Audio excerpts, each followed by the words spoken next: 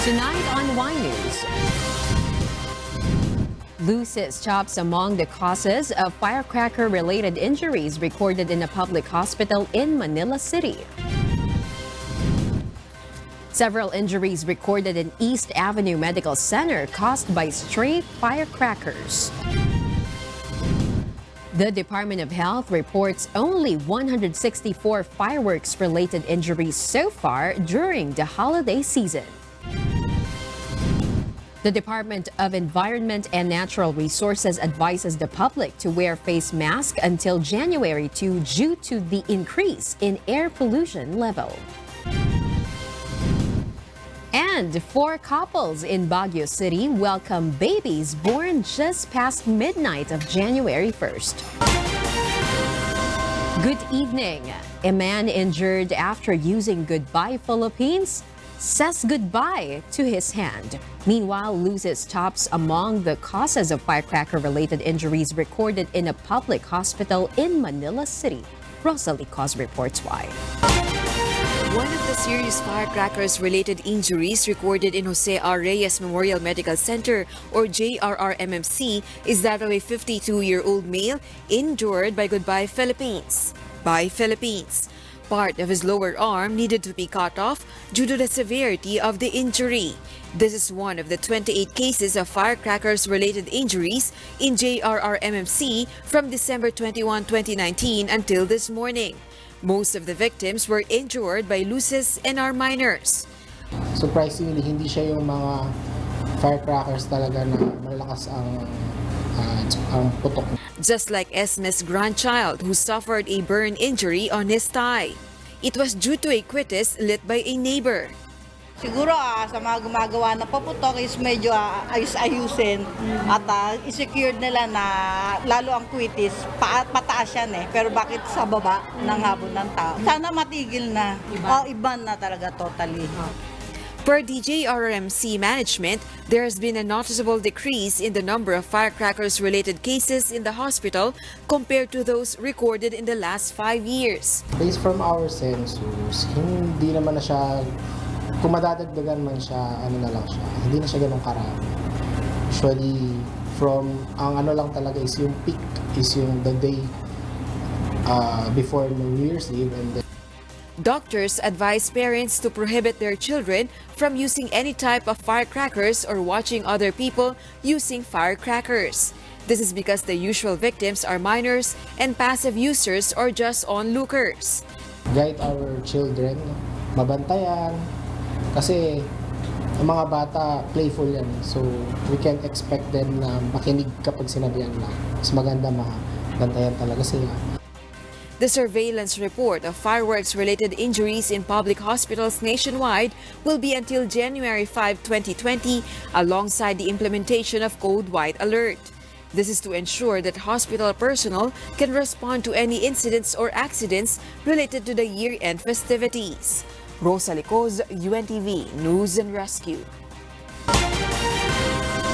As the Code White Alert has been raised by the Department of Health in all public hospitals, the East Avenue Medical Center treated at least 21 patients who got injured mostly due to stray firecrackers. Harleen Delgado reports. Victims of firecracker use arrived one by one at the emergency room of the East Avenue Medical Center in Quezon City. Most of them are minors, hit by stray firecrackers. A 5-year-old boy sustained a burn injury in his abdominal area after watching their neighbors lighting fireworks outdoors. Marami po kasing tao sa labas pero sa tabi naman po siya.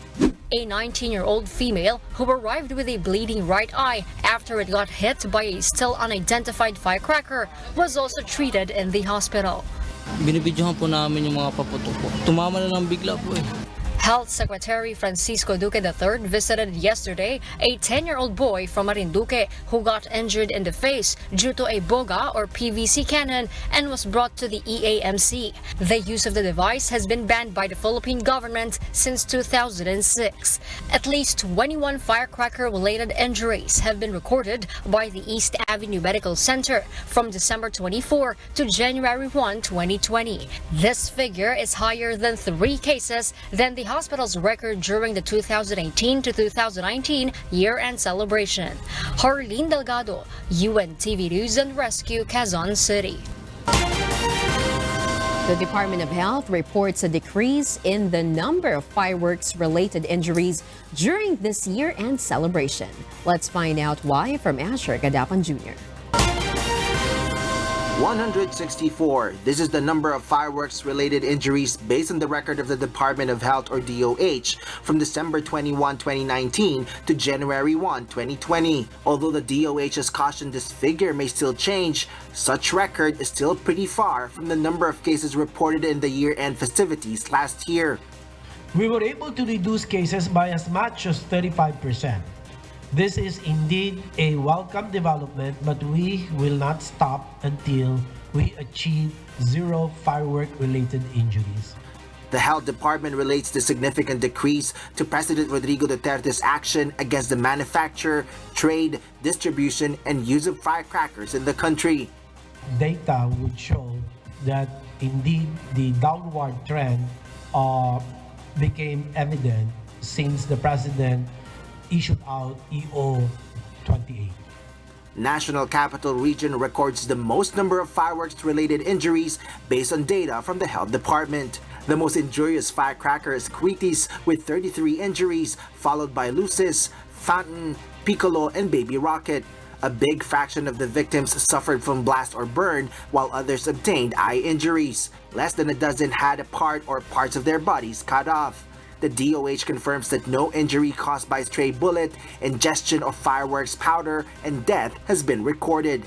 The Health Department continues to encourage the public to avoid the use of firecrackers because even the legal ones can cause injuries to people.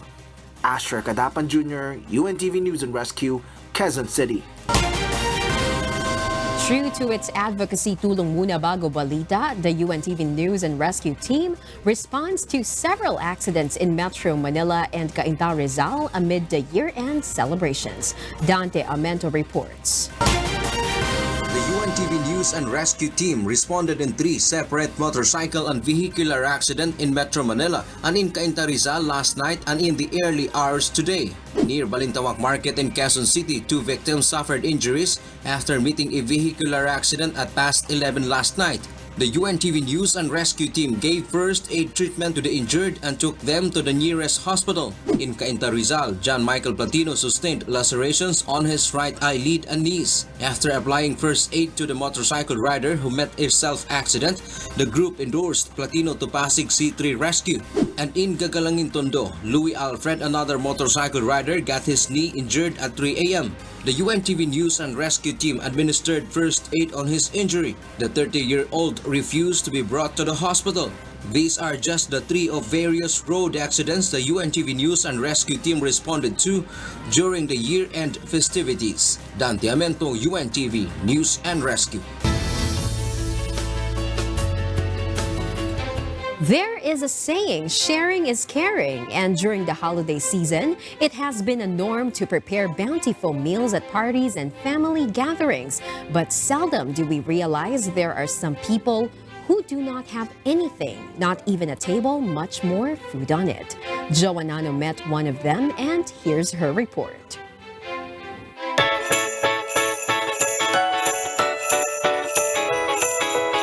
It has been a tradition for many to celebrate during the holiday season. Most people are busy with parties, reunions, and bonding with loved ones, with sumptuous meals on the dining table.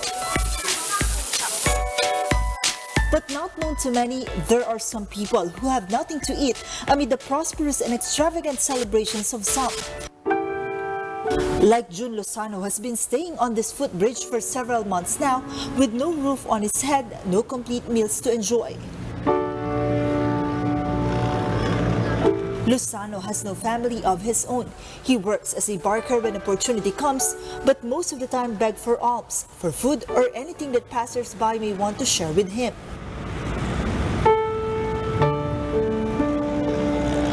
Talagang minsan, parang ano na po ako sa maghapon o sa magdamag, di ako makatulog dahil wala nga ako laman yung sikmura ko. Pero naano ko na lang po na nandiyan po siya, hindi niya po ako pababayaan.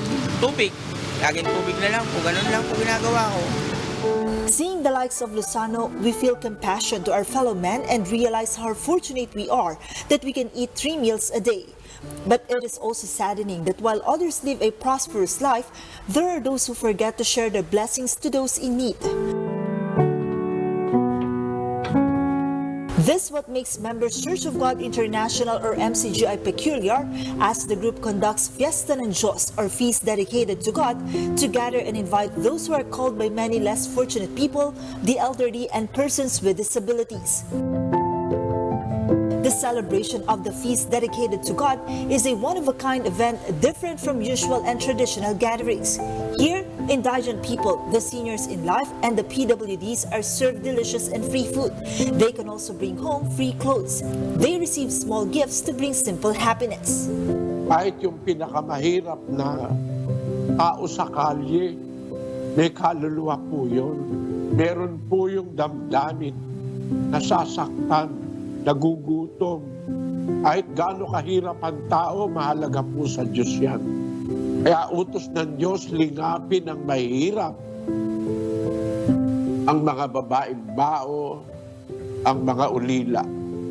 Yan po ang misyon ng dating daan sa buong mundo.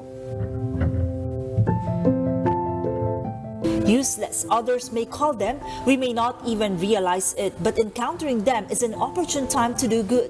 We must always put in our minds what the Bible says, "He that hath pity upon the poor lendeth unto the Lord, and that which he hath given will he pay him again." Joanano, UNTV News and Rescue.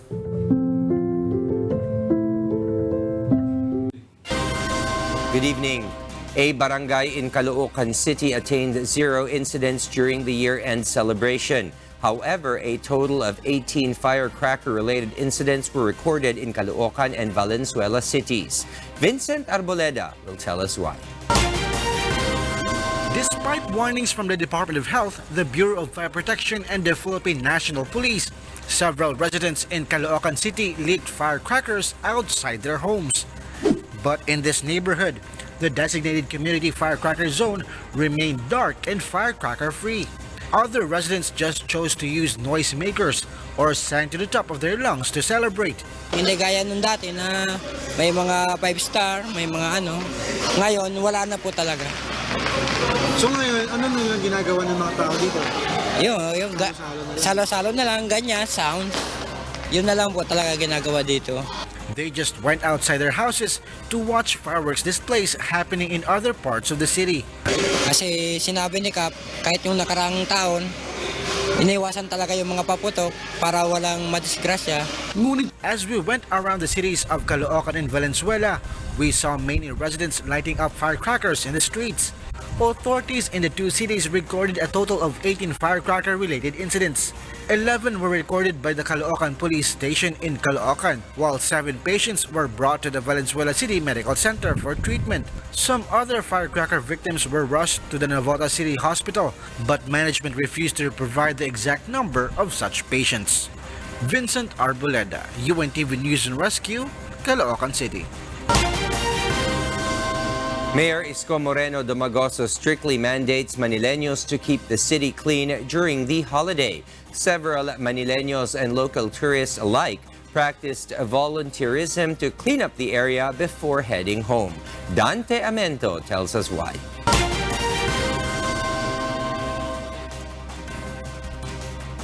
Last night to celebrate the year-end, 15,000 individuals came to the Luneta Park in Manila City last night to celebrate the year-end. Among them is the family of Raihan Agil from Mindanao who have anticipated the spectacle. Yan ang inaabagan namin, number 1 po yan, kasi gustong-gusto ng mga bata yung makakita sa langit na umiilaw. No untoward incident took place according to authorities. Although there were a few children got separated from their families, they were found before the night ended.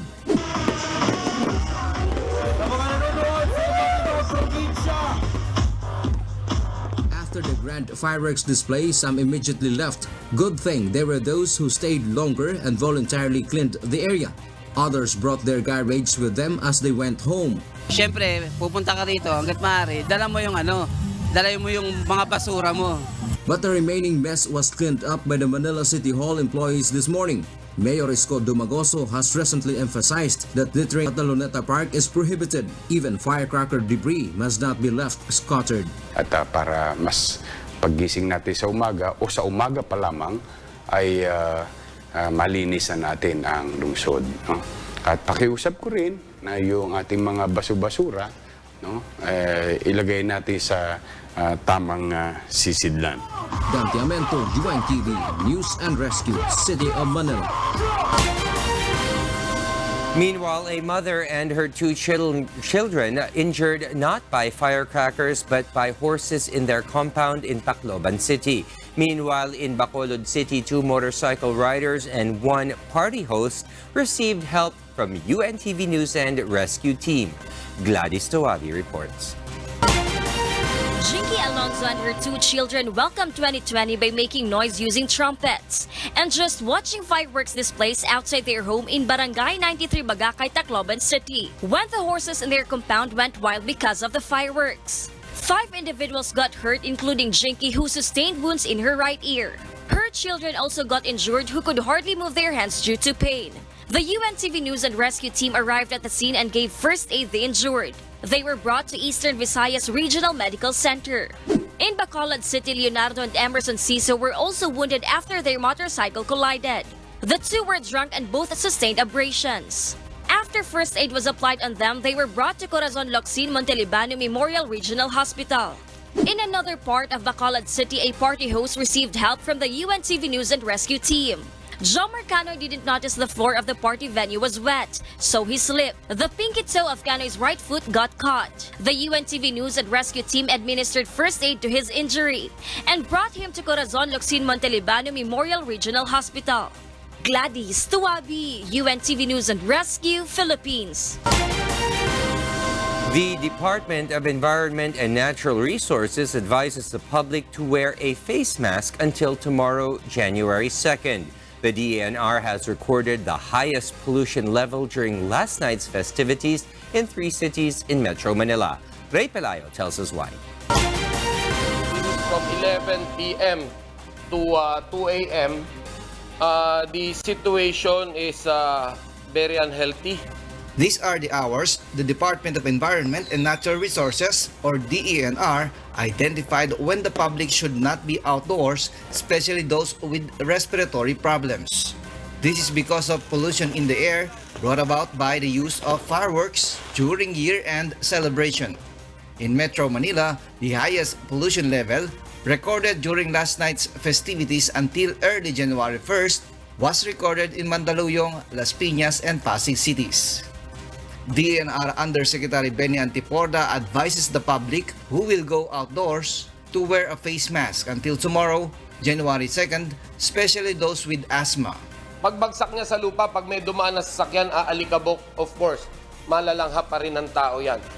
The official says the air pollution level in the country has actually decreased from 2006. This can be noticed from the debris on the roads. The DENR discourages the setting of pyrotechnics during the year-end countdown because it causes the rise of air pollution level. Would you imagine, sa maiksing panahon na pagdiriwang natin, habang buhay na dala na po ng baga natin, ito pong metals na ito. The DENR also calls on the local government units to strictly implement their ordinances on waste segregation. Antiporda stresses this measure will decrease the volume of waste going into landfill to 30% from current 80%. He adds that although most local government units already have ordinances on waste management, those are not implemented properly. They are also mulling over LGU officials negligent of waste management in their respective areas. Kapag ganyan ang ginawa natin, siguro mga 90+% ng LGU ay makukulong yan. Or sabihin natin, 90+% ng LGU ang masususpindi. For Antiporda, Republic Act 9003 or the Ecological Solid Waste Management Act of 2000 needs to be amended because of ineffectiveness since it's enacted 20 years ago. Ray Pelayo, UNTV News and Rescue, Quezon City. YouTube's biggest philanthropist and content creator has just accomplished a rare and noble feat for the environment and humankind. Known by netizens as Mr. Beast, he wants to conduct tree planting every year. Mirasol Abogadil will tell us why.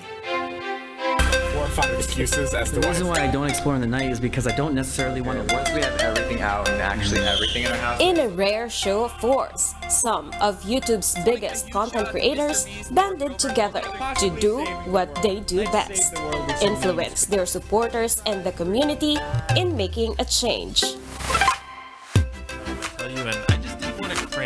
It all started with Jimmy Donaldson, also known as Mr. Beast, who gained traction because of his big heart and unique video concepts such as the 24-hour and last 2 challenges.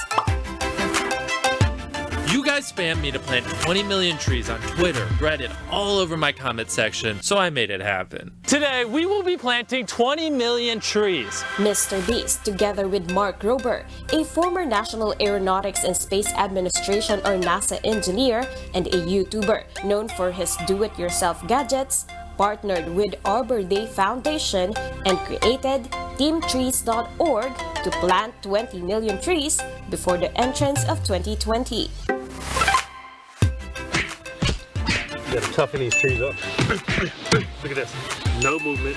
Arbor Day Foundation is the largest non-profit membership organization dedicated to planting trees. Recently, lots of not so great things have been happening to forests, and people just keep making fun of our generation for retweet activism and not actually doing something. Which is why we created teamtrees.org with the help of the Arbor Day Foundation. This is your chance to make a difference. For every $1 you donate here on YouTube or at teamtrees.org, a tree will be planted. The campaign, which started in October 2019, gained worldwide support not only from Mr. Beast's fellow YouTubers, but also from prominent personalities like Tesla and SpaceX CEO Elon Musk, Twitter CEO Jack Dorsey, Shopify CEO Toby Lutke, Salesforce Chairman Mark Benioff, and even communications company Verizon. Because of the massive support the campaign has gained, in just 2 months, Team Trees achieved its goal of collecting $20 million to plant 20 million trees. I know I'll get most of the credit for Team Trees, but I really shouldn't. This all started when I hit 20 million subscribers, and as a joke we were like, let's plant 20 million trees. Team Trees might have started with me, but it definitely outgrew me. Over 500,000 unique people donated to the campaign, and hundreds, if not thousands of people with influence promoted it. Mr. Beast says he wants to make the tree planting activity an annual event. Planting 20 million trees won't immediately resolve the problem on global warming and rapid deterioration of our natural resources. Team Trees has shown to the world the impact of what a community can do. Mirasol Abogadil, UNTV, News and Rescue.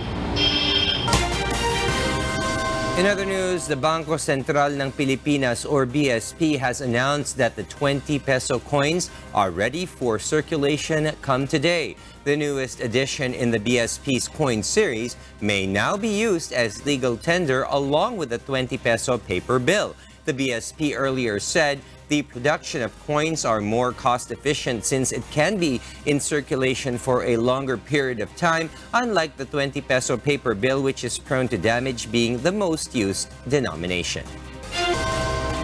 Welcome back to iNews. Are you one of those who grabbed the opportunity of going out of town during the long weekend? Here are the holidays to await in 2020. Remember, it's better to plan ahead than nothing having any plans at all. Nina Armidio tells us why. The holiday season has just gone, but let's talk about holiday again. Because planning on how to spend one is better than doing otherwise. There are Filipinos, however, who take advantage of the holiday season to go to work and earn double. Just like some call center agents and business process outsourcing or BPO employees. Practical na mag-isip ang mga tao, lalo mga millennial. they prefer salary over family gathering. This is why they choose a different official holiday to take a break or spend a long weekend. In 2020, there are 11 long weekends Filipinos can use to take a vacation or even go out of town. On February 25, it's the EDSA Revolution anniversary. It's a long weekend from February 22 to 25. Just file a leave of absence on February 24, Monday. April 9, Day of Valor or Bataan Day, Thursday. No need to go to work until Sunday, April 12. May 1, Labor Day, Friday. Take a break. Go on a short vacation until May 3, Sunday. June 12, Independence Day falls on a Friday. Get away from the city's hustle and bustle until Sunday, June 14. Eid al-Adha is observed in July. It's the Ninoy Aquino Day on August 21st, Friday. Take an out-of-town trip and be with nature until August 23rd. The National Heroes Day, August 31, is a Monday. Plan your trip ahead. Spend a worthwhile long weekend from Saturday, August 29. Cross one item out on your bucket list on November 28 to 30, Bonifacio Day. And just like in 2019, the December holiday in 2020 falls on a weekday. December 24, a special non-working day, is a Thursday. That's 4 days off work until December 27, Sunday. And Rizal Day, December 30, is a Friday. The next year-end festivities will start on a weekday too. Filipinos may choose any of these long weekends to spend quality time with loved ones. Just like Judy Penalver, an employee in a language center in Quezon City. Ang long weekend na gusto ko is New Year. Kasi umuwi kami ng province para mag-reunion ng mga pamilya ko. And of course, it's best to spend less on an enjoyable vacation. Plan ahead and decide with whom and which destination to go to. Use a travel agency for convenience and added perks. Just remember that aside from having fun, be sure that you are safe when traveling. And keep in mind that life isn't just about enjoyment and relaxation. It's best to think not only what's good for oneself, but also what's good for others. Nina Armilio, UNTV, News and Rescue, Philippines. Shopping may be fun and enjoyable for many of us, but sometimes we find ourselves with empty pockets at the end of a shopping day. Hence, it's better to learn how to spend practically instead of lavishly. Dante Amento tells us why. Are you fond of buying new clothes or gadgets during the holiday season? Or perhaps you spent a lot with the aim to throw a huge party for friends, family and colleagues? Many do so, but there are also those who think themselves after realizing practical spending is what's right now. Yung mga kailangan lang, tsaka yung tama lang sa pera, hindi ubos-ubos. Dapat lang maging practical. Kasi mahirap maghanap buhay ngayon, di ba? Mahirap po ang pera. According to Kuya Daniel Roson, it is ideal to plan how to spend hard-earned money and not to spend beyond your means. Ubus-ubus biyaya, pagkatapos nakatunganga. Pagka meron na dumating na pera, sige, gastos lang ng gastos. After that, wala na. So, hindi tayo nakakapagplano ng maganda. For instance, when it comes to your 13th month pay, think of ways on how to earn additional income instead of giving priority to acquiring things which may not even be necessary in the long run. Siguro mas maganda, pagplanohan ninyo. At yung inyong paggastos ay maging batay doon sa inyong pangangailangan, maging batay doon sa ano ba yung nandun sa range ng inyong klase ng pagkita. Vendor Milva Silva, meanwhile, believes many Filipinos have learned how to observe practical spending. Silva, who has been a vendor for about 14 years, admits her sales have been lower compared with how much she used to earn in previous years. Nung isang taon po bumibenta kami ng 10,000. Ngayon po, hirapin na kami maka 5,000. Katulad maghapon kami nagtinda. Hard-earned money spent easily may not be wise, though one might say, it's my money anyway. But it's still better to think for tomorrow and to plan your spending. Dan Diamento, UNTV, News and Rescue. Let's catch a glimpse of how the other parts of the world celebrated the coming of a new decade and the arrival of the year 2020. Jovic Burmas reports. People in diverse nations gathered together as the clock struck midnight around the world. Though 2019 was highlighted by greater challenges and more controversial issues in every country, everyone is looking forward to a better year and new decade. In New Zealand, one of the biggest fireworks and laser lights show took place at the Sky City Tower in Auckland. In Australia, though hundreds of thousands of residents petitioned online against the fireworks display due to the destructive bushfires in New South Wales and record-breaking heat waves in the country, the year-end celebrations is still pushed through in Sydney Harbour, Melbourne, Brisbane and Perth. The Moscow government in Russia, meanwhile, illuminated the city with thousands of displays. Fireworks displays wowed the spectators in 30 launch ports, 11 high-rises, and 19 parks. In Taipei, Taiwan, the sky was lit by a fireworks display and 140,000 LED lights at Taipei 101. Revelers flocked to Siam, Bangkok, Thailand even before the year-end countdown. The iconic Marina Bay skyline was graced by a fireworks and analog clock light show. In Hong Kong, protesters clad in black formed a human chain as they aired their demands from the government. For the first time in 10 years, the Hong Kong Tourism Board cancelled its traditional New Year's Eve fireworks display at Victoria Harbour, fearing for public order and safety amid 6 months of mostly violent unrest.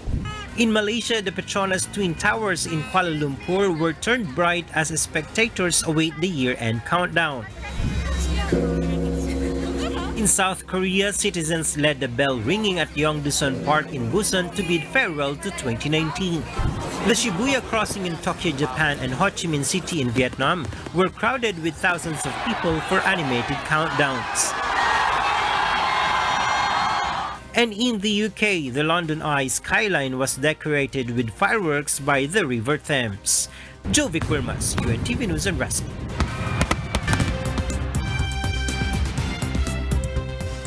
And for the news abroad, 2 people caught in bushfires in Australia's southeast have been found dead as huge fire fronts caused widespread devastation and forced thousands of holidaymakers to flee to beaches and escape the flames. Details in this report.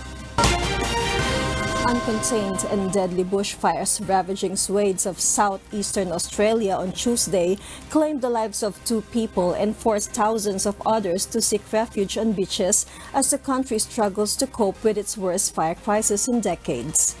Hundreds of out-of-control fires continue to present a major threat to communities in New South Wales and Victoria. The ongoing bushfire crisis, bellowed by strong winds and soaring temperatures, has already scorched an area of land the size of Costa Rica.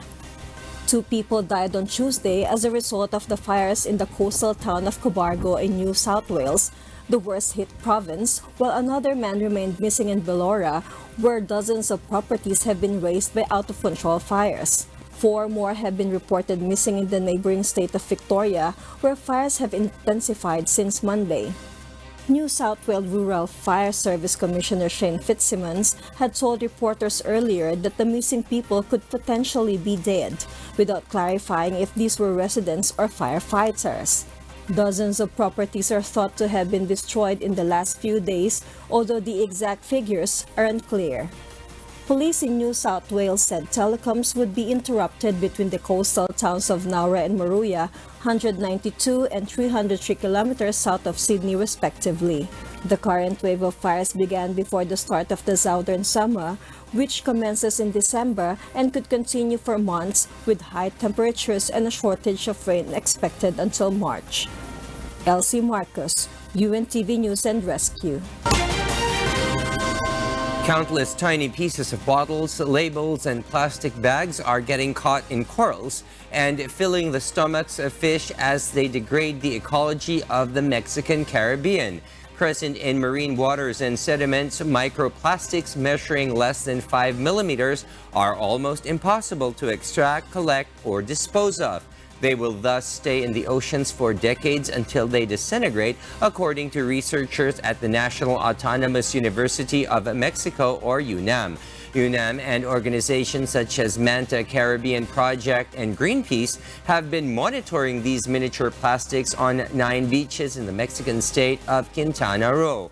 According to researchers, no viable solutions have yet been found when it comes to extracting microplastics from the seas. Meanwhile, Bangladesh's first human milk bank for motherless infants is facing uncertainty after authorities said they were forced to suspend the launching of the country's first human milk bank for motherless infants after objections from Islamists. Kath Dumaraos reports. A Bangladesh hospital has suspended plans to give donated breast milk to babies after a backlash by Muslim clerics who said the scheme violated Islamic law. The program aimed to feed up to 500 orphans and infants of working mothers in the Muslim-majority country, which has high rates of child malnutrition and stunted growth. Bangladesh's top Islamic leadership has not yet made a ruling on the milk bank, but it was halted after critics said the plan could lead to breaches of Sharia law if 2 babies drank milk from the same mother and later married. Prominent Islamic cleric Fariduddin Masood struck a conciliatory note, however, saying authorities should find out if and how Muslim-majority nations such as Pakistan, Iran, Iraq, and Malaysia have set up human milk banks. He added that the hospital had set up strict safeguards for the scheme. Top child specialists had backed the milk bank, saying it was needed to help save children's lives as well as aid their growth. Kat Dumaraos, UNTV News and Rescue. Children are considered blessings to their parents. In Baguio City, 4 mothers just received their presents from above as the year 2019 ended. Nina Armilio tells us why. 4 healthy babies were born in Baguio General Hospital and Medical Center as another year enters. Bouncing baby boy John Demortis said hello to the world at 12:09 a.m. today.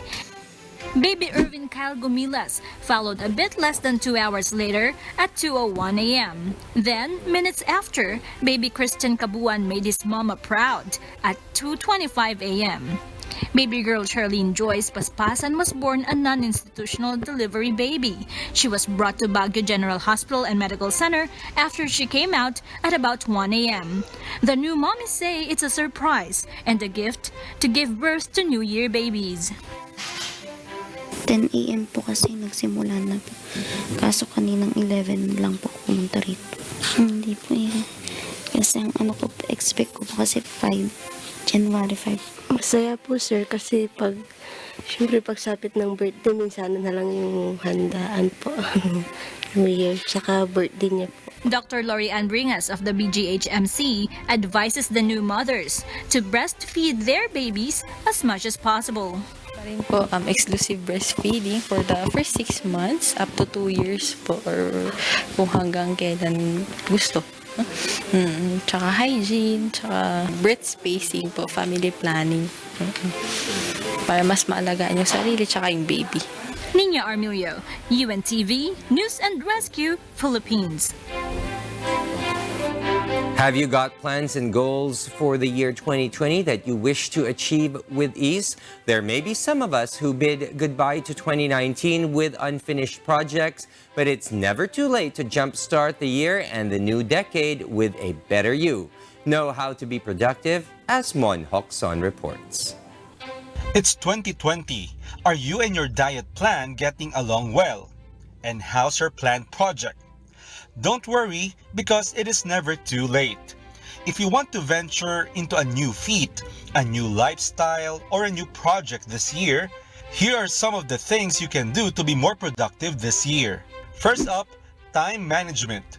This does not mean you have to do the items on your to-do list all at once. It's all about identifying what's important for you to make your life easier. Instead of working hard, work smarter. Here are some tips to better manage your time. Make a schedule of your daily activities. Make a weekly and monthly calendar. And it's a must to limit your social media use and internet surfing. Second, use a productivity planner. This way, you can monitor your day-to-day activities. Write down all your tasks to avoid forgetting them. Third, do all the daunting tasks in the morning. This will give you peace of mind because you have already finished doing the hard part. Never, never, never procrastinate. Procrastination is a roadblock to accomplish anything at all. Fourth, know your priorities. Usually, we want to accomplish many things at just one time. Because of this, we tend to multitask. But the sad truth is, we don't accomplish anything. Setting your priorities leads you to finishing the important tasks and in turn leads you to attaining your goal. Fifth, unplug and stay away from social media for some time. Little do we realize, we are wasting our precious time because of social media use. Open your social media accounts only when you are done with your task for the day. Remember that discipline is key in attaining your goal. It's not too late to decide to be productive. Believe that you can change for the better. Mon Hokson, UNTV, News and Rescue. And those are the reasons behind the news this January 1st, 2020. On behalf of Alex Baltazar, I am William Theo. Because we need to know, we will always ask why. Good evening, everyone.